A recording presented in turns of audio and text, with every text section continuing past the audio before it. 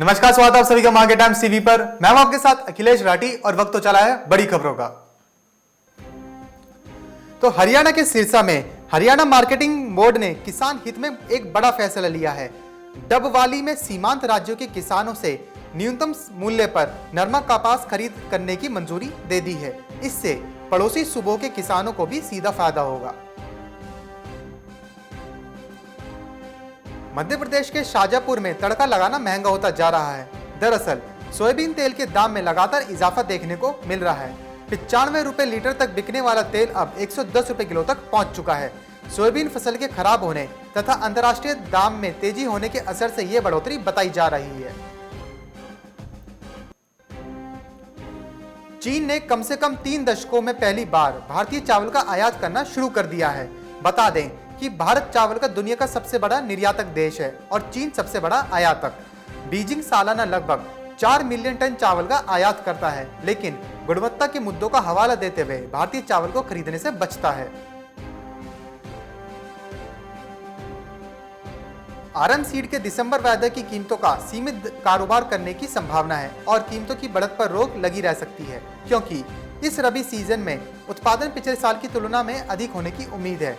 कृषि मंत्रालय ने 2020-21 में पिछले वर्ष के लगभग 9.1 मिलियन टन के मुकाबले रिकॉर्ड 12.5 मिलियन टन सरसों उत्पादन का लक्ष्य रखा है।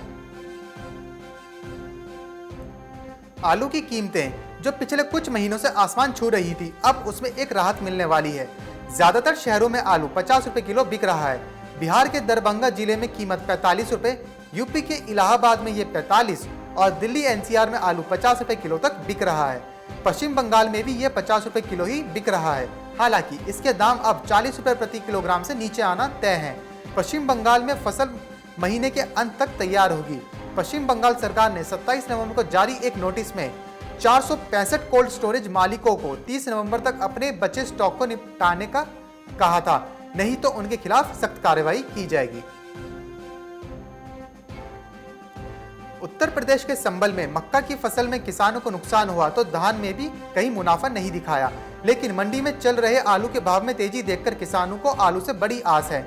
आलू के भाव में उछाल को देखते हुए इस बार आलू की खेती जिले भर में लगभग 58,000 हेक्टेयर में की गई है। इस बार आलू का मूल्य सर्वाधिक ऊंचाई पर भी है।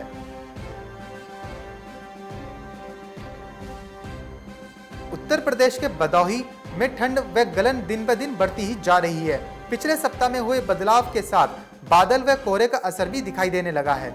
इस तरह से बदल रहा मौसम आलू व फूल लेती सरसों फसल के लिए नुकसानदेह साबित हो रहा है। आलू में पाला तो सरसों में माहो रोग का खतरा बढ़ेगा। हालांकि गेहूं फसल के लिए बढ़ रही ठंड का मौसम बहुत लाभकारी है। देश में 125 चीनी मिलों ने सीधा गन्ना रस और चीनी से एथेनॉल का उत्पादन शुरू करने के बावजूद अक्टूबर-नवंबर के दौरान चीनी का उत्पादन 42.9 लाख टन हो गया है।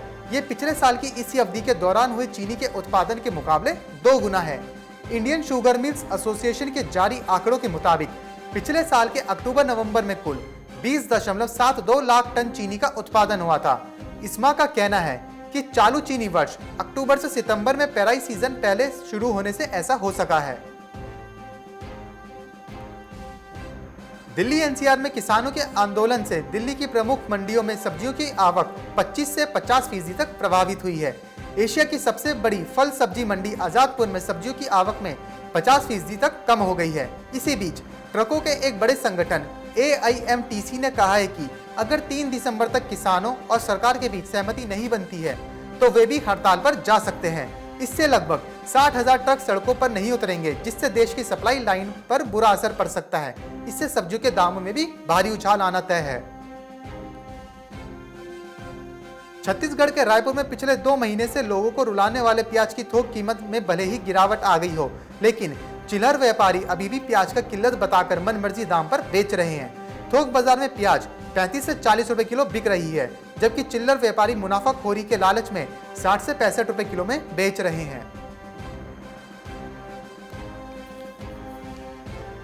बिहार के शिवहर में बेमौसम बारिश, रोगों का कहर, बाढ़ का सितम और कोरोना वायरस के सायों के बीच शिवहर जिले के किसानों ने बेहतर धान उत्पादन किया है। अपनी मेहनत के बल पर विकट परिस्थितियों में भी इलाके के किसानों ने धान के रूप में सोना उगाने की सफलता पाई है। हालांकि अब किसानों की मेहनत पर पानी फिरता हुआ सा नजर आ रहा है। वजह, जिले में सरकारी स्तर पर अब तक धान की खरीदारी शुरू नहीं हो सकी है। इलाके में गोदाम का अभाव है और किसानों के पास धान रखने की व्यवस्था भी नहीं है। ऐसे में धान की बर्बादी की आशंका को देखते हुए किसान खुले बाजार में औने पौने दाम पर बेचने को विवश हैं। सरकार स्तर पर धान की कीमत 1860 रुपए तय की गई है, लेकिन किसान इसे 1200 से 1400 रुपए प्रति क्विंटल की दर पर बेचने को मजबूर है।